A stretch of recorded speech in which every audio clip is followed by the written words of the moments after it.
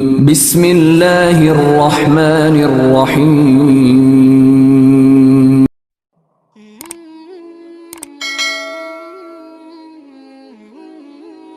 السلام علیکم، welcome to my channel نبی کا امتی۔ کیسے ہیں آپ سب؟ امید ہے کہ آپ سب خیر و عافیت سے ہوں گے اور آپ کی دعاؤں سے الحمدللہ میں بھی بالکل ٹھیک ہوں۔ نبی پاک صلی اللہ علیہ وآلہ وسلم کا فرمان ہے کہ جو شخص مجھ پر ایک مرتبہ درود و سلام بھیجتا ہے، اللہ رب العزت اس پر 10 رحمتیں نازل فرماتا ہے۔ تو سب سے پہلے درود پاک پڑھ لیتے ہیں، اس کے بعد ویڈیو کا آغاز کرتے ہیں۔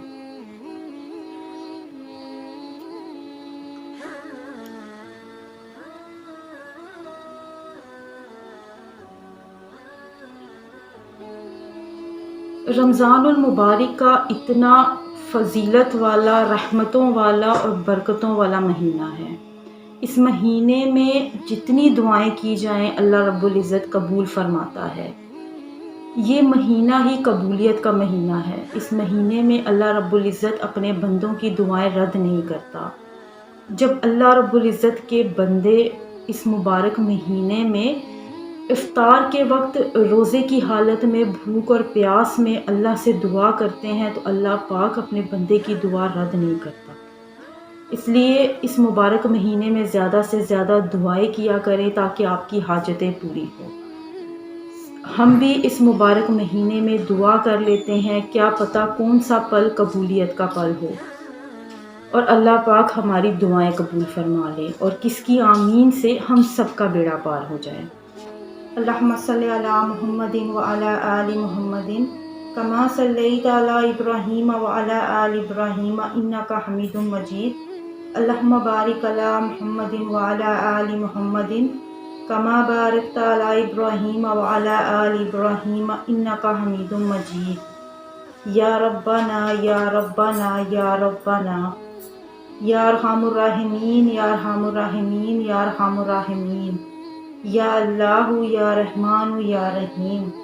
اے ہمارے مالک و مولا، ہماری، ہمارے والدین کی اور ساری امت کی مغفرت فرما۔ یا رب العالمین، ہمارے گھر بار، جان و مال، اولاد، عزت آبرو کی حفاظت فرما۔ یا اللہ ہمارے کاروبار میں، رزق میں، ایمان میں برکتیں عطا فرما۔ یا اللہ جس نے بھی مجھے دعا کے لیے کہا، یا اللہ تو دلوں کے احوال ہم سے بہتر جانتا ہے۔ یا اللہ ان کی جو بھی مصیبتیں ہیں، پریشانیاں ہیں، دکھ ہیں، یا اللہ دور فرما دے۔ یا اللہ تو اس سے جو مانگا اور تو اس سے جو نہ مانگ سکے، ہمارے حق میں، ہمارے سننے والوں کے حق میں جو بہتر ہے مولا عطا فرما دے۔ یا اللہ جو اپنے بچوں کی شادیوں کے لیے پریشان ہیں، یا اللہ ان کے اچھے سبب بنا دے۔ بیماریاں، قرضداریاں دور فرما دے۔ یا اللہ بیماروں کو شفائے کلی عطا فرما، بے گھروں کو ذاتی گھر عطا فرما، بے روزگاروں کو روزگار عطا فرما۔ یا اللہ بے اولادوں کو اولاد نرینہ عطا فرما۔ یا اللہ جن کے والدین حیات ہیں ان کا سایہ ان کے سروں پر سلامت رکھنا، اور جو دنیا سے رخصت ہو گئے ہیں یا اللہ ان کے درجات بلند فرمانا۔ یا اللہ ہم سب کو اپنے والدین کا فرما بردار بنانا۔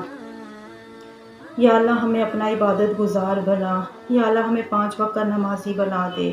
یا اللہ ہمیں قرآن پاک پڑھنے کی توفیق عطا فرما۔ یا اللہ ہمیں صراط مستقیم پر چلانا۔ یا اللہ اس مبارک مہینے کے صدقے ہمارے صغیرہ و کبیرہ گناہ معاف فرما دے۔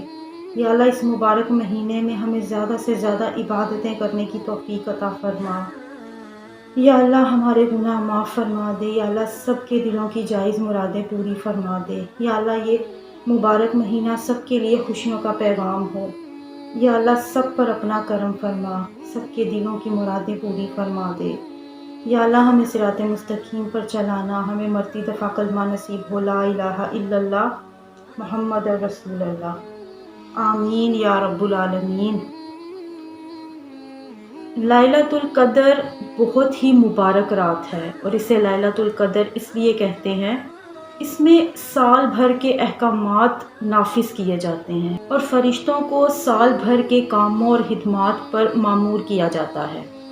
اور یہ بھی منقول ہے کہ اس مبارک رات میں نیک اعمال مقبول ہوتے ہیں اور بارگاہ الہی میں اس کی قدر کی جاتی ہے، اس لیے اس رات کو لیلۃ القدر کہا جاتا ہے۔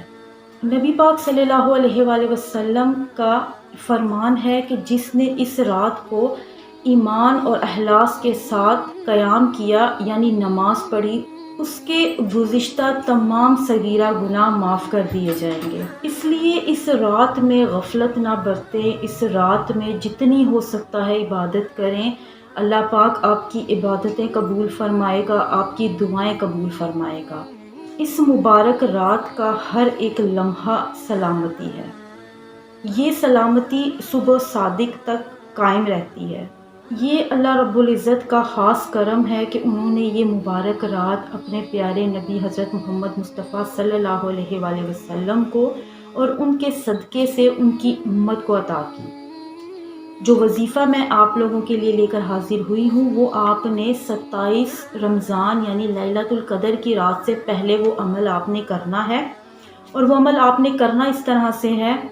اس عمل کو آپ نے عشاء کی نماز کے بعد کرنا ہے اور بہت ہی خاموشی کے ساتھ۔ اس کے دوران آپ نے کسی سے بات نہیں کرنی، بالکل خاموشی کے ساتھ آپ نے یہ عمل کرنا ہے۔ کوشش کریں کہ کوئی ایسی جگہ منتخب کریں جہاں آپ کے آس پاس کوئی زیادہ لوگ نہ ہو جو آپ سے بات کریں اور آپ کو ان سے بات کرنی پڑ جائے۔